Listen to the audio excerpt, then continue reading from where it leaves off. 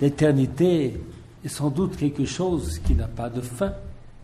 Donc eux, ils pensent, les philosophes, que l'univers existe depuis toujours.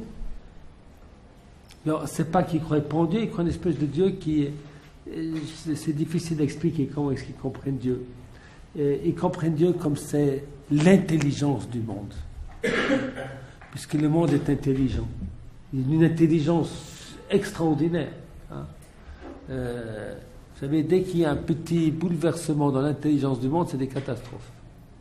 Vous avez vu ça au Népal. Catastrophe. Bouge un petit peu le monde. Tac. Et tout s'écroule. Hein. Alors, tout était. Il y a cette perfection dans le soleil, la lune, les machins, tout ça. C'est une très grande intelligence. Alors, cette intelligence du monde, c'est cela Dieu pour les philosophes. Hein. Parce qu'on ne peut pas nier qu'il y a une intelligence du monde. Et cette intelligence du monde, c'est Dieu. Alors, dit le Kuzari, le Lechaber, au Samar Gimel, j'en veux pas aux philosophes. C'est normal. Puisque eux, ils n'ont que leur intelligence pour pouvoir savoir comment le monde a été créé. Ils voient le monde. Ils observent. Qu'est-ce que fait un scientifique? Il observe, il analyse, il arrive à des conclusions. Alors, les philosophes, ils ont observé le monde. Ils ont observé le monde, ils ont compris l'intelligence du monde. Eh bien, ils ont compris qu'il y a une force qui conduit tout ça. Cette force, c'est Dieu, qui pour elle, eh bien, elle est identique à l'intelligence du monde. Je ne peux pas leur en vouloir. Comment est-ce qu'ils auraient pu arriver à une autre conclusion? C'est l'Okiblu Chochma Odat Berusha. Ils n'ont pas de tradition. Comme ils n'ont pas de tradition, ils utilisent leur intelligence. C'est un Yevanim. Ils sont des Grecs. Yavanu bebnei Yefet, Yoshev Tzafon. ואילו החוכמה באה בירושה מאדם הראשון, זאת אומרת, המוחזקת על ידי עניין אלוהי, עברה מאדם רק את זרעו של שם, שהוא בחיר בני נוח, ומאז לא פסקה, ולעולם לא תיפסק, מבחירי אנוש אלה. אשר ליוונים לא הגיעה עליהם החוכמה, כי לאחר שניצחו את האומות, אשר נלחמו בהם, כי עזו עתקה החוכמה אליהם מן הפרסים, אשר קיבלוה מן הכסדים. רק אז קמו הפילוסופים מפורסמים במלכות ההיא, ועוד מיום עבור המלכות לרומא לא קם בין היוונים אף פילוסוף מפורסם יחיד. Alors, il nous dit, c'est très très très différent. Il y a deux sources de la connaissance. Très intéressant. Il y a deux sources. La connaissance, il y a deux sources.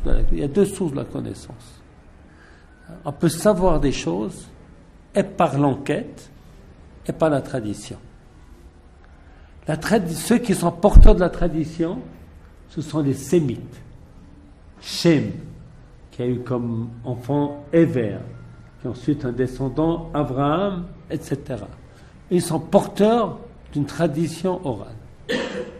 Les Grecs sont des hommes intelligents qui, à une certaine période de l'histoire, ont développé la science de manière exceptionnelle. Et ils ont conquis les Perses et ils sont devenus la puissance intellectuelle mondiale. Et puis finalement, ils ont été conquis par les Romains. Depuis, il n'y a plus de sages en Grèce, c'est fini. C'est fini aujourd'hui la Grèce, même aujourd'hui. Hein. Ça ne s'est pas réveillé. Hein. C'était la puissance du monde. Aujourd'hui, la Grèce est un pays avec 20% de chômage. Voilà. Israël est bien plus puissant que la Grèce aujourd'hui. Mais bon, alors il dit, tout ça, ça te met les choses en proportion. Alors, il y a ici quelque chose de très important, deux sources de la connaissance. D'une part la tradition et d'autre part la science. Est-ce que nous méprisons la science? Absolument pas. Et ça, je vais sauter au Samerzain. Très important ce paragraphe. וכי נמצא מעולם מופת בשאלה זו. Je vous expliquerai après ce que ça veut dire ce mot. C'est la phrase d'après qui est très importante. Chalila lael miyodvar haTorah soter edut davar aniyeh ayin ba'ayin ou davar sheuchach b'mofet sechli. En aucun cas, la tradition ne peut contredire ce que nous voyons ou ce que nous arrivons par démonstration. C'est-à-dire que la science est quelque chose que l'on accepte. Le judaïsme accepte la science. Il y a deux sources de la connaissance. Il y a la tradition d'une part, et puis d'autre part, il y a l'enquête. L'enquête et l'observation. En aucun cas, la tradition ne peut contredire l'enquête et l'observation. J'ai vu hier une halakha comme ça. J'ai entendu parler de la Laïla de Rabbeinu Tam. D'après lui, la nuit, c'est comme on explique à Butem Rabbeinu Tam, 72 minutes après le coucher du soleil. Alors, cette opinion est inacceptable. Pourquoi elle est inacceptable? Parce que nous sortons dehors, une demi-heure après le coucher du soleil, c'est plein d'étoiles. On nous dit dans la Gemara que s'il y a 3 étoiles, c'est la nuit. Alors tu ne peux pas dire que ce n'est pas la nuit. Non? Alors le Mishnah Bura, qui Rabbeinu Tam, très important, Shulchan rapporte, il dit la nuit c'est 72 minutes. Mais c'est marqué par ailleurs que c'est lorsqu'il y a 3 étoiles. Il dit, je ne sais pas comment comprendre. Peut-être qu'il y a des endroits dans le monde où c'est comme Rabbeinu Tam a expliqué. Non? Mais chez nous, à Radin en Pologne, c'est sûr que lorsqu'il y a 3 étoiles, c'est la nuit. Non? On ne peut pas dire des choses qui sont insensées. Non? On ne peut pas dire des choses qui sont insensées. Donc ça, c'est un passage très important de Yehuda Levi. Très important. C'est que nous n'avons pas de méfiance a priori à la science. La science, c'est quelque chose d'important. Ce qui est prouvé est prouvé, est accepté. Maintenant, il y a la science et puis il y a des hypothèses. Ça, c'est des choses différentes. Il y a des choses différentes. Alors, il va nous expliquer que ce que disent les scientifiques et grecs, comme quoi le monde existe depuis toujours, ils ne l'ont pas prouvé. Ce n'est qu'une hypothèse. Parmi d'autres, c'est celle qu'ils ont choisie. Pourquoi ils l'ont choisie? Parce que comme il n'y avait pas de tradition, alors il y a 2 possibilités. Ou le monde est créé, ou il existe depuis toujours. Bon. Alors, si tu n'as pas de preuve qu'il est créé, à quelle conclusion tu arrives? Qu'il existe depuis toujours. Non. Alors voilà ce qu'il nous explique. On reprend. Okay. Alors après qu'il lui a dit attention, les philosophes, ça n'a pas toujours été, etc. Rav Kuzari dit au Samardalet, il est sage. Qu'est-ce que ça peut bien nous faire qu'il a pris des Perses et puis qu'ensuite aujourd'hui la Grèce, il n'y a plus de sages en Grèce. Ça ne change rien. On ne croit pas quelqu'un à cause du pays dont il vient, de son origine, à cause de sa sagesse. Et Aristote était un grand sage. D'ailleurs, Maïmonide aussi reconnaît la grandeur sagesse d'Aristote. Et lui dit, alors il explique. Ils sont arrivés à cette conclusion, pas par démonstration, mais par élimination. 2 possibilités. Le monde créé, ou le monde existe depuis toujours. S'il est créé, on devrait le savoir. Il faudrait avoir des signes de ce créateur. Il faudrait qu'il nous fasse coucou de temps à autre. On ne nous a pas fait de coucou. Quand on voit dans le monde que les méchants, ils gagnent. Je ne vois pas de Dieu. Quand alors Dieu, c'est quoi? C'est l'intelligence du monde qui est parallèle au monde depuis toujours. C'est la conclusion qu'arrive quelqu'un qui n'a pas cette tradition. Nous qui avons une tradition, Non seulement nous avons une tradition, nous avons une expérience d'Akadosh Baruch Hu, et bien on arrive à une conclusion tout à fait différente. Vous avez compris? Alors on va lire ce petit passage. Omnam Ken. Samahei.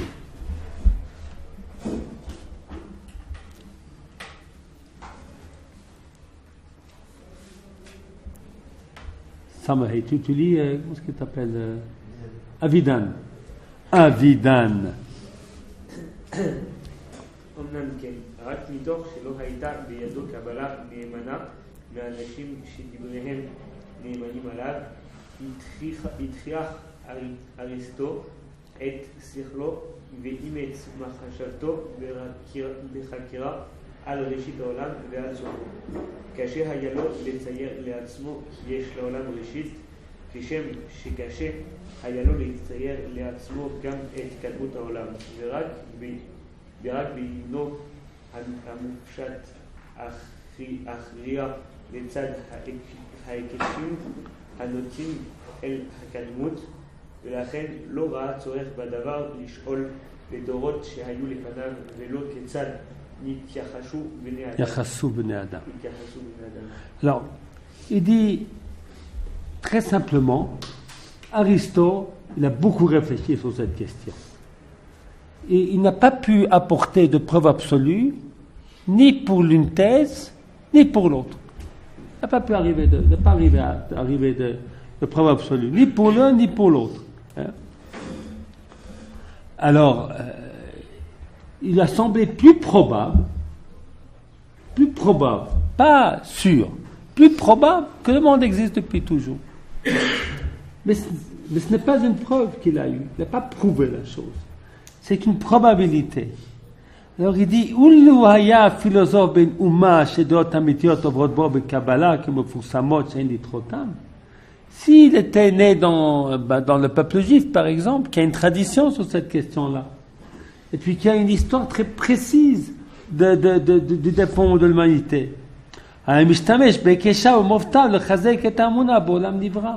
Il a utilisé son intelligence pour prouver, pour renforcer cette hypothèse. Tout comme il a essayé de démontrer que le monde existe depuis toujours, par toutes sortes de raisonnements, pas toujours très forts, eh bien, s'il avait une tradition comme quoi le monde est créé, il aurait bien réussi, avec son intelligence, de pouvoir montrer que cette thèse est tout à fait plausible, et puis comme elle correspond à une tradition, c'est elle qui est la vérité. Alors, le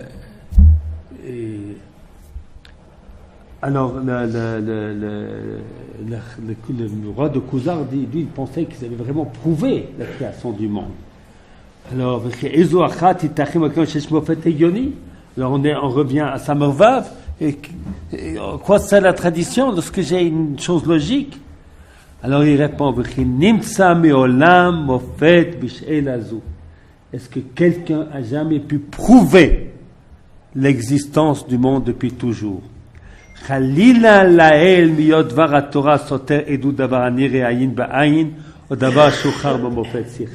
C'est impossible que la Torah, elle contredise ce qu'on a pu constater.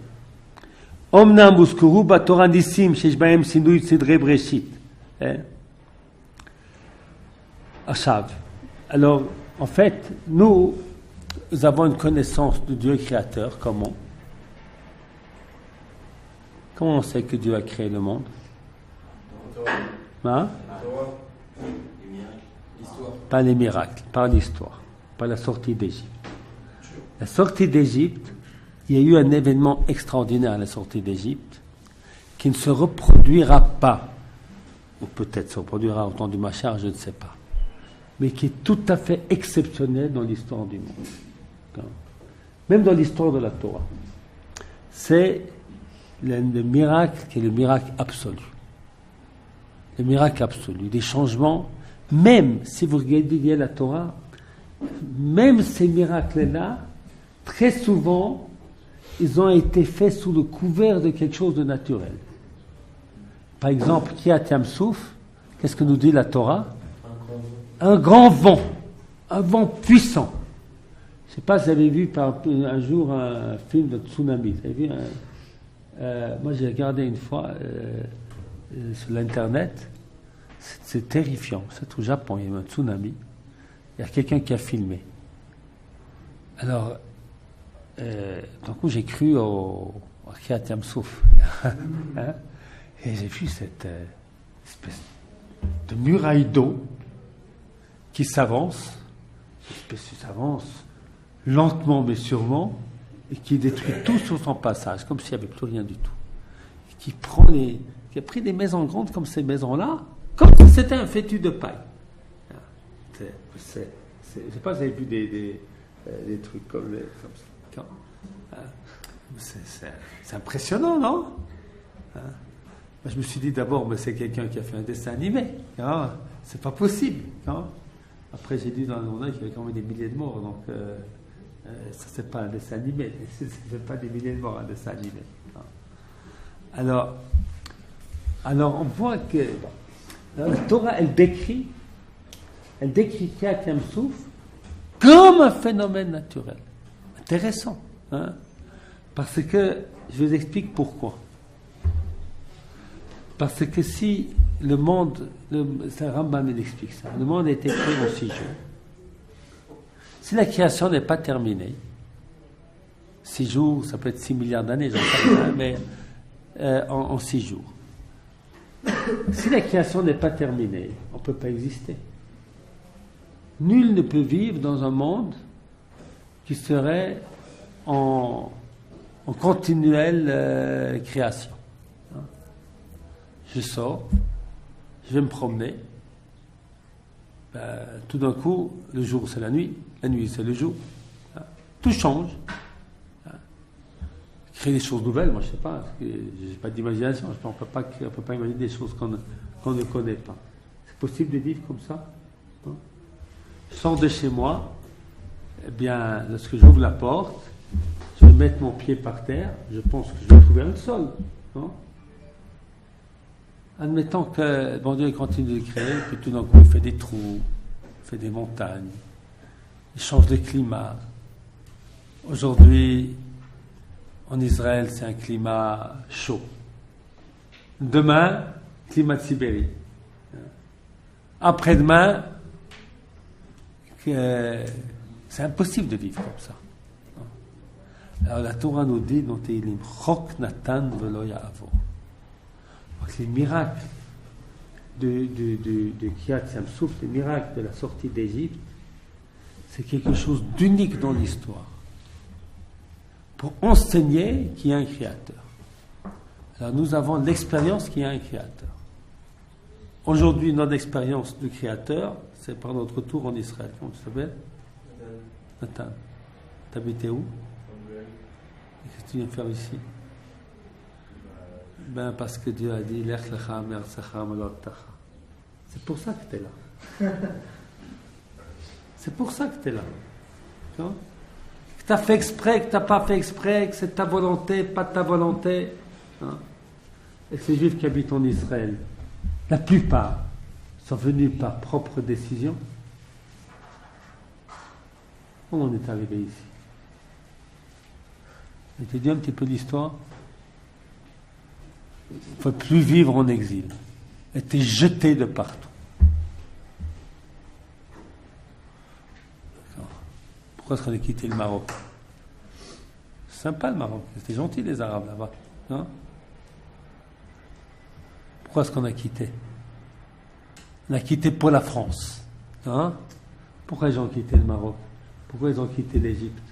Pourquoi ils ont quitté la Pologne? Pourquoi ils ont quitté l'Allemagne? Hein? Quoi? Et la Tunisie. Voilà. Vous aimeriez habiter maintenant, quelqu'un aimerait retourner en Tunisie aujourd'hui? Hein? Hein? Quelqu'un veut retourner à Tunis, là, et se faire se faire tabasser au coin de la rue? Non? C'est extraordinaire, cette histoire. C'est extraordinaire. C'est pachout extraordinaire. Est-ce que c'est par un miracle qui change les lois de la nature? Non. C'est pas les changements des lois de la nature. Non. Non. Mais c'est absolument un miracle. Absolument un miracle. Alors, Nous, c'est notre histoire d'aujourd'hui, hein, qui est la preuve pour nous que la Torah est vraie. Par exemple, la sortie d'Égypte est vraie et la création est vraie. Nous, on a tout ça. Et les Grecs, ils n'ont pas tout ça. Les Grecs, ils n'ont pas tout ça. Une fois la Grèce était plus forte, elle a conquis la Perse, ensuite les Romains, ils ont conquis la Grèce, et puis la Grèce aujourd'hui, c'est rien du tout. Hein? Vous comprenez? Hein? Alors, notre connaissance à nous, aujourd'hui, de ce qui se passe aujourd'hui, ça nous prouve la vérité de la Torah, ce qui nous prouve la vérité de la sortie d'Égypte, ce qui nous prouve que Dieu est créateur du monde. Non? Vous comprenez? Ça, c'est notre démonstration. Mais celui qui n'a pas vécu ça, qui n'a pas connu ça, non? Eh bien, il est dans le doute. Eh bien, il peut très bien penser l'éternité du monde. Vous comprenez? Donc, en vérité, HaKadosh Baruch Hu Mashgiach, que Dieu s'occupe du monde, c'est cela la preuve que Dieu est le créateur du monde. Non? Je vais vous expliquer quelque chose que j'ai lu dans Moreh Nevuchim hier. Et puis je vais vous expliquer ça, puis je vais m'arrêter. C'est bien. Le Moreh Nevuchim, c'est dans le chapitre. Oh là là, c'est hier que je l'ai fait. Mais je ne me rappelle plus si c'est 70, 71 ou 69. Enfin, c'est dans ces eaux-là. Alors, il parle des philosophes musulmans qui parlent de Dieu, qui croient en monde créateur. Alors, il explique là-bas, c'est un peu compliqué. Il y a une discussion. Est-ce que Dieu est Sibat Ha'olam, la cause du monde, Siba, ou bien il est celui Po'el Ha'olam, celui qui a fait le monde. On dit les musulmans, ou les philosophes, je ne sais pas très bien comment ils s'appellent, on ne peut pas dire que Dieu est la cause du monde. S'il est la cause du monde, eh bien, il est coexistant avec le monde. C'est-à-dire, par exemple, la lumière, elle est causée par le soleil. Donc, le soleil est la cause de la lumière. Donc, il ne peut pas y avoir lumière sans soleil, mais s'il y a soleil, il y a lumière. Donc, si Dieu est la cause du monde, alors, s'il y a Dieu, il y a le monde. Et puis, s'il y a le monde, c'est la cause. Ça ne peut pas être séparé l'un de l'autre. Alors, ils ont dit, c'est pas possible, le monde est créé. Alors, il faut dire que Dieu, il a créé le monde. Il est poël. Il n'est pas la cause du monde. Le Rambam n'est pas d'accord. Il dit que Dieu est la cause du monde. La raison pourquoi est-ce qu'il dit ça, c'est à la fin du chapitre, c'est très compliqué. Il dit la chose suivante. Parce que si Dieu est celui qui a fait le monde, comme comment est-ce qu'on dit, pas le cordonnier. Le cordonnier fait des chaussures, et le menuisier qui fait une armoire. Le menuisier, il n'est pas la cause de l'armoire, il est poël, il est celui qui a créé, qui a formé l'armoire. Une fois qu'il a formé l'armoire, le menuisier peut mourir, le cordonnier peut mourir, les souliers et l'armoire restent. Ce n'est pas ainsi avec le monde. Dieu est la cause du monde. Donc, dès le moment que s'il n'y a pas Dieu, il n'y a pas de monde. Et c'est dans ce sens-là qu'il faut comprendre que Dieu est la cause de toutes choses. C'est-à-dire que toutes choses ne peuvent être que par Dieu. C'est un problème si c'est comme ça, eh bien le monde est éternel comme ça. Alors ça, c'est parce qu'ils n'ont pas compris quelque chose, les philosophes. Ils n'ont pas compris que le temps lui-même est une création d'HaKadosh Baruch Hu. C'est une leçon très difficile à comprendre. Non? Mais il est créateur de tout, même du temps. Il est la cause du monde. Le monde ne peut pas être sans Dieu. Dieu peut être sans le monde. Donc Alors ça, c'est une question extrêmement importante. Je vais vous expliquer pourquoi c'est tellement important de comprendre que le monde est créé et pas qu'il existe depuis toujours. S'il existe depuis toujours, Dieu n'est pas absolument unique. Il y a Dieu et le temps. Il y a Dieu et l'univers. Il y a Dieu et quelque chose d'autre. Alors, il n'y a pas Dieu et quelque chose d'autre. Alors, Dieu, il n'est pas créateur du monde au sens de poël, comme du sens de menuisier, parce que sa créature à lui dépend de lui constamment, mais il n'est pas non plus cause, comme le soleil est cause de la lumière, c'est-à-dire que s'il est là, obligatoirement il y a la lumière. C'est pas ainsi, parce que s'il y a la volonté de Dieu pour que le monde soit.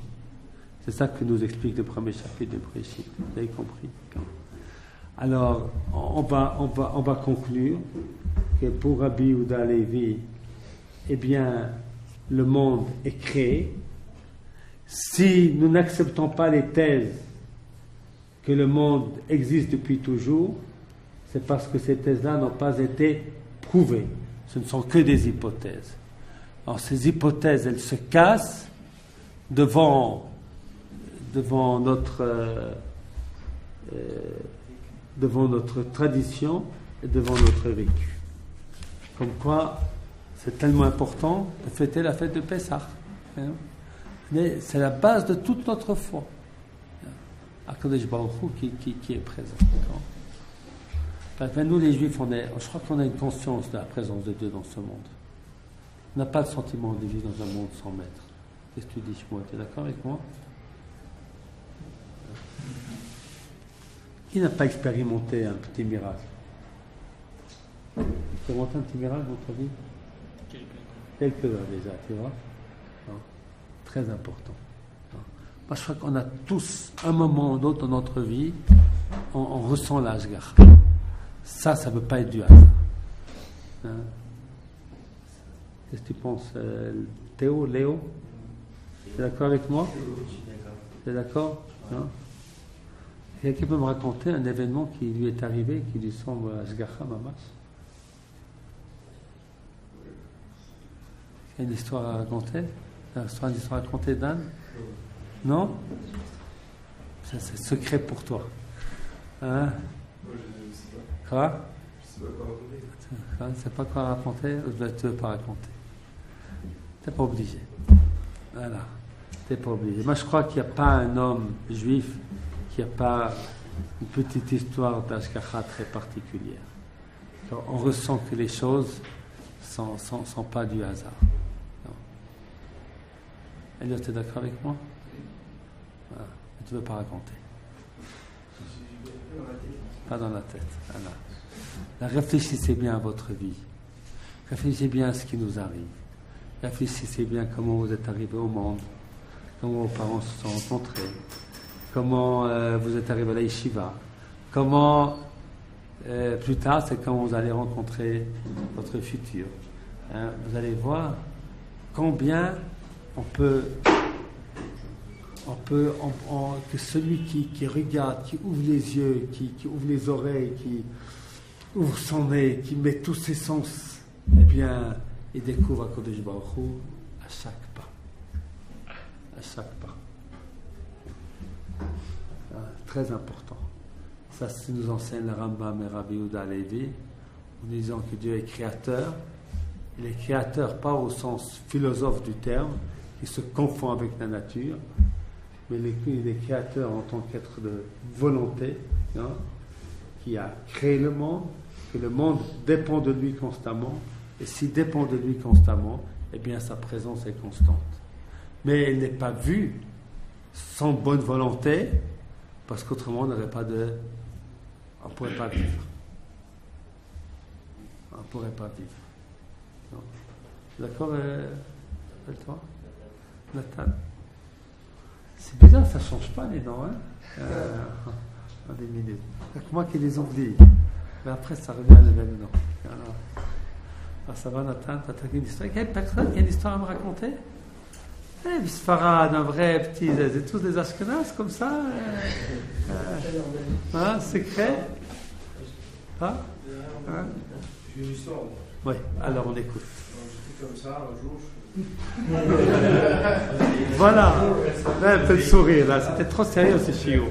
Voilà. Et il y a une voisine juive qui habite dans mon club. Et elle dit ouais, j'ai fait une calais, elle était contente de moi parce que j'ai des petits en fait. J'ai fait une. Qu'est-ce que c'est? Un plat aux épinards avec du couscous, de la viande, très salade. Parce que moi, en fait, quand j'étais petit, j'étais très attaché à cette personne-là.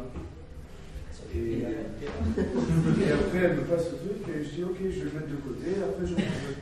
Mais j'avais pas faim. Le lendemain, j'arrive, je la vois, elle est en train d'acheter sa viande dans une bouche-coupe à Cachère. Je fais dites-moi, madame, et tout, comment allez-vous? Non, vous faites beaucoup, c'est tout. Et je lui fais, je voulais juste savoir la viande que vous avez mis dans le plat. C'était une viande que vous avez achetée dans une boucherie spéciale et tout, parce que fameux c'est de la bonne viande et tout. J'ai fait genre. Et elle m'a dit quoi? Elle m'a dit non, j'ai acheté ce meilleur boucher qu'il y a dans la région. Donc quand je garde en pratique, j'avais pas faim, c'est moi. Voilà. Je suis un bon mangeur, quoi. Oui. Ça, c'est un Nesgamour, ça. Voilà. Voilà. Ben voilà, c'est une belle histoire. Voilà. C'est typique. Hein? Voilà. Elle est jolie cette histoire, d'accord? Hein? Alors avec ça, on va terminer notre chiot. Donc,